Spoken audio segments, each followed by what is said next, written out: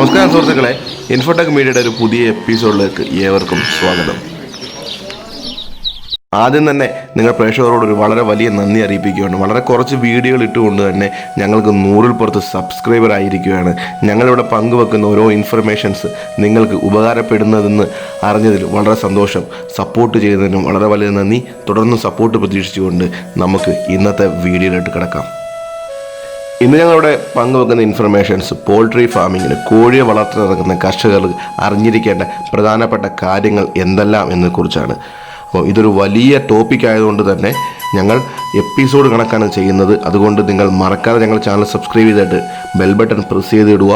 അപ്പോൾ ഞങ്ങൾ അപ്ലോഡ് ചെയ്യുന്ന വീഡിയോസ് നിങ്ങൾക്ക് ഉടൻ നോട്ടിഫിക്കേഷനായി ലഭിക്കുന്നതാണ്. വളരെ ചെറിയ ഒരു ചെലവിൽ എളുപ്പത്തിൽ ചെയ്യാൻ പറ്റുന്ന ഒരു കൃഷി രീതിയായതുകൊണ്ട് തന്നെ കോഴി വളർത്തൽ കർഷകർക്ക് വളരെ പ്രിയങ്കരനാണ്. എന്നിരുന്നാലും പല കർഷകരും ഇതിൽ പരാജയപ്പെടുന്ന ചരിത്രമാണ് നമ്മൾ കണ്ടിരിക്കുന്നത്. അത് മറ്റൊന്നും കൊണ്ടല്ല, അവർക്ക് ആ കൃഷി രീതിയെക്കുറിച്ചുള്ള വ്യക്തമായ പഠനങ്ങളും അറിവുകളും ഇല്ലാതെ തുടങ്ങുന്നതുകൊണ്ടാണ്. അപ്പോൾ ഈ വീഡിയോയിൽ നിങ്ങൾക്ക് ഒരു കോഴിയെ വളർത്തുമ്പോൾ എന്തെല്ലാമാണ് പ്രധാനപ്പെട്ട കാര്യങ്ങൾ അറിഞ്ഞിരിക്കേണ്ടത്, നിങ്ങൾക്ക് എന്തെല്ലാം ചലഞ്ചുകളാണ്, എന്തെല്ലാം പ്രശ്നങ്ങളാണ് നേരിടുന്നതെന്ന് വിശദമായി ഞങ്ങൾ ചർച്ച ചെയ്യുന്നതായിരിക്കും. അതുകൊണ്ട് വീഡിയോ സ്കിപ്പ് ചെയ്യാതെ കാണുക. കോഴിയെ വളർത്താൻ താല്പര്യമുള്ള നിങ്ങളുടെ സുഹൃത്തുക്കളിലേക്ക് ഈ വീഡിയോ ഷെയർ ചെയ്യുക. നമുക്കപ്പം വീഡിയോയിലോട്ട് കിടക്കാം. പോൾട്രി ഫാമിങ്ങിനെ പൊതുവെ 3 രീതിയിലാണ് തരംതിരിച്ചിരിക്കുന്നത്: ബ്രോയിലർ, ലെയർ, ബ്രീഡർ. ബ്രോയിലർ എന്ന് പറഞ്ഞു കഴിഞ്ഞാൽ മാംസത്തിൻ്റെ ആവശ്യത്തിനായിട്ട് നമ്മൾ കോഴികളെ വലുതാക്കി വിൽക്കുന്നതും, ലെയറിംഗ് എന്ന് പറഞ്ഞു കഴിഞ്ഞാൽ മുട്ടയുടെ ആവശ്യത്തിനും, ബ്രീഡർ എന്ന് പറഞ്ഞു കഴിഞ്ഞാൽ നമ്മൾ കുഞ്ഞുങ്ങളെ വിരിച്ച് വിൽക്കുന്നതും. ഇങ്ങനെ 3 രീതിയിലാണ് തരംതിരിച്ചിരിക്കുന്നത്. ഈ 3 രീതിയിൽ ഏത് രീതിയാണ് നിങ്ങൾക്ക് ഏറ്റവും അനുയോജ്യമായതെന്ന് നിങ്ങൾ തിരഞ്ഞെടുക്കണം. അതിൽ കോൺസെൻട്രേറ്റ് ചെയ്ത് ആണ് നിങ്ങൾ തുടർന്ന് ബിസിനസ്സും ഇതിനെക്കുറിച്ചുള്ള പ്രോജക്റ്റും ക്യാപിറ്റൽ ഇൻവെസ്റ്റ്മെൻറ്റും ചെയ്യേണ്ടത്. ചില കോഴികൾ നമുക്ക് ഈ 3 രീതിയിലും ഉതകുന്നതാണ്. അതിനൊരു ഉദാഹരണമാണ് കടക്നാഥ് കോഴികൾ. കടക്നാഥിനെ കുറിച്ച് നിങ്ങൾക്ക് വിശദമായിട്ട് അറിയണമെങ്കിൽ അതിൻ്റെ ഒരു ലിങ്ക് ഞങ്ങൾ നേരത്തെ ചെയ്ത വീഡിയോയുടെ ലിങ്ക് ഡിസ്ക്രിപ്ഷനിൽ ഇടുന്നുണ്ട്. അത് കണ്ടു കഴിഞ്ഞാൽ നിങ്ങൾക്ക് കടക്നാഥ് കോഴിയുടെ ഗുണങ്ങൾ എന്താണ്, ദോഷങ്ങൾ എന്താണെന്ന് മനസ്സിലാക്കാൻ പറ്റുന്നതായിരിക്കും. പിന്നീട് നമ്മുടെ ഈ വ്യവസായം ഒരു ചെറുകിട വ്യവസായമാണോ അതൊരു വൻകിട വ്യവസായമായിട്ടാണോ നമ്മൾ തുടങ്ങാൻ താല്പര്യപ്പെടുന്നതെന്നൊരു വ്യക്തമായ ധാരണ ഉണ്ടാക്കിയെടുക്കണം. ഒരു ചെറുകിട വ്യവസായത്തിന് നമുക്ക് മൂലധനവും അതേപോലെ തന്നെ മറ്റ് ചിലവുകളും കുറവായിരിക്കുമ്പോൾ ഒരു വൻകിട വ്യവസായത്തിന് വലിയ മൂലധനവും അതേപോലെ നമ്മൾ എക്സ്ട്രാ ജോലിക്കാരെയും വലിയൊരു മാർക്കറ്റിംഗ് സ്ട്രാറ്റജിയും അത്യാവശ്യമായ ഒരു ഘടകമാണ്. അടുത്തതായി നിങ്ങൾക്ക് വേണ്ടത് ക്യാപിറ്റലാണ്. ഒരു ബജറ്റ് പ്ലാനിങ് അതിന് ഉറപ്പായി ഉണ്ടായിരിക്കണം. നിങ്ങളുടെ ക്യാപിറ്റൽ ഏറ്റവും ചെറിയ ചെലവിൽ, ചുരുങ്ങിയ ചെലവിൽ എങ്ങനെ വിനിയോഗിക്കാം, എങ്ങനെ പ്രയോജനപ്പെടുത്താം എന്ന് വ്യക്തമായ ഒരു ധാരണ ഉണ്ടായിരിക്കണം. അപ്പോൾ നമ്മൾ നിങ്ങളുടെ ക്യാപിറ്റൽ എങ്ങനെ പ്രയോജനപ്പെടുത്താം എന്നാണ് ഈ വീഡിയോയിൽ ഏറ്റവും കൂടുതലായിട്ട് കോൺസെൻട്രേറ്റ് ചെയ്ത് വിശദമായിട്ട് പറയുന്നത്.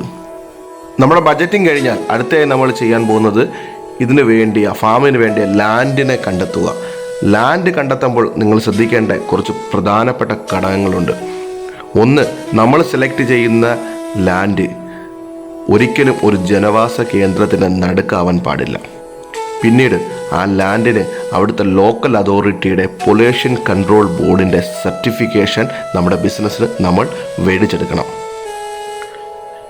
അതുമാത്രമല്ല, നമ്മുടെ ഫാമിലിൻ്റെ അടുത്ത് ഏകദേശം 200 മീറ്ററിൻ്റെ അടുത്ത് യാതൊരുവിധ ജലസ്രോതസ്സുകളും പാടുള്ളതല്ല.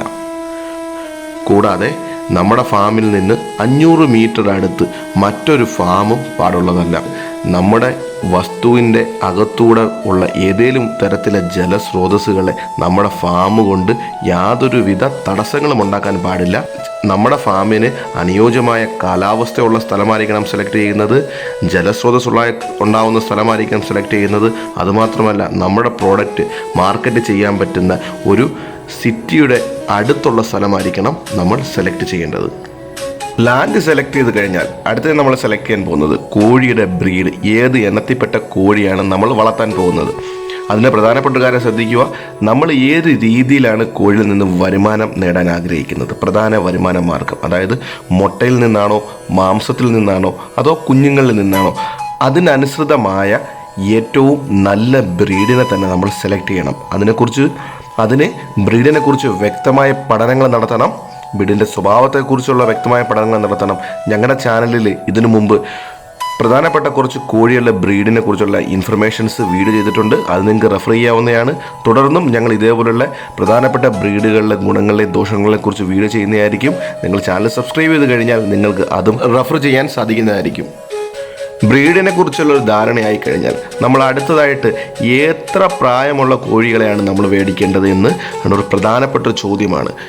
കോഴി കുഞ്ഞുങ്ങളെയാണോ അതോ 4 മുതൽ 5 മാസം പ്രായമായ കോഴികളെയാണോ അതോ അതിലും പ്രായമായ കോഴികളെയാണോ നമ്മൾ മേടിക്കേണ്ടത്? അതൊരു പ്രധാനപ്പെട്ട ചോദ്യമാണ്. കോഴി കുഞ്ഞുങ്ങളെ മേടിക്കുമ്പോൾ നമുക്ക് ചെറിയ പൈസയ്ക്ക് കോഴി കുഞ്ഞുങ്ങളെ മേടിക്കാൻ പറ്റും. എന്നിരുന്നാലും അവിടെ ഒരു പ്രധാനപ്പെട്ട പ്രശ്നം ഒളിഞ്ഞിരിക്കുന്നു.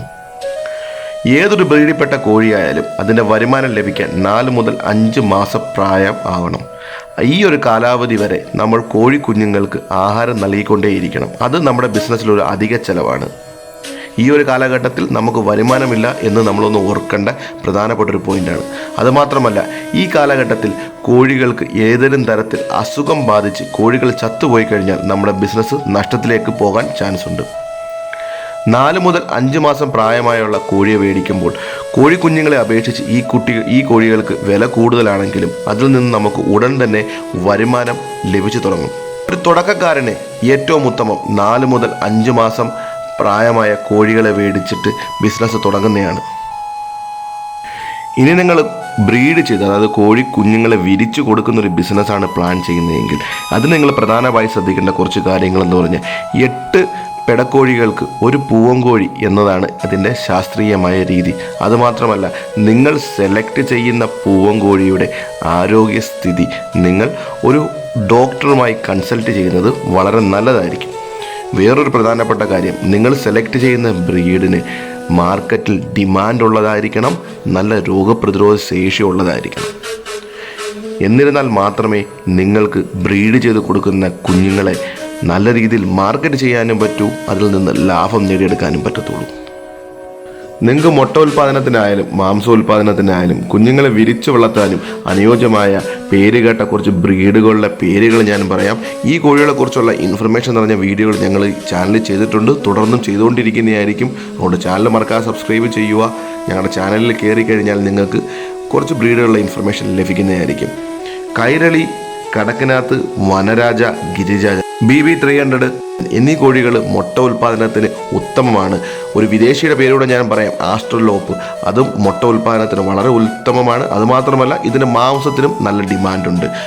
നിങ്ങളിപ്പോൾ മാംസത്തെയാണ് കോൺസെൻട്രേറ്റ് ചെയ്ത് ബിസിനസ് ചെയ്യുന്നതെങ്കിൽ നിങ്ങൾക്ക് തിരഞ്ഞെടുക്കാൻ പറ്റിയ നല്ല ബ്രീഡുകളാണ് കോബ്, റോസ്, ഏവിയൻ 34, അനക്ക്, അതേപോലെ തന്നെ തലശ്ശേരി, നേക്കഡ് നെക്ക്. ഇതെല്ലാം മാംസ ഉൽപ്പാദനത്തിന് പേരുകെട്ട കോഴി വർഗ്ഗങ്ങളാണ്.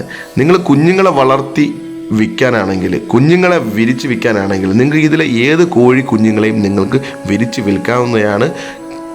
കാരണം ഈ കോഴികൾക്കെല്ലാം മാർക്കറ്റിൽ നല്ല ഡിമാൻഡ് ഉള്ളതാണ്. ഒരു കാര്യം പ്രത്യേകം ശ്രദ്ധിക്കുക, നിങ്ങൾ ഏത് കോഴി ഇനത്തെ മേടിച്ചാലും അതൊരു സർട്ടിഫൈഡ് സപ്ലയറിൽ നിന്ന് മേടിക്കുക, വഞ്ചിക്കപ്പെടാതിരിക്കുക. അടുത്തതായി നമ്മൾ ഹൗസ് മാനേജ്മെൻറ്റ്, അതായത് കോഴികൾക്ക് ആവശ്യമായ ഷെഡും അല്ലെങ്കിൽ കൂട് നിർമ്മിക്കുക. അതിലാണ് നമ്മുടെ ക്യാപിറ്റൽ അടുത്ത ഇൻവെസ്റ്റ്മെൻറ്റ് നമ്മൾ ചെയ്യാൻ പോകുന്നത്.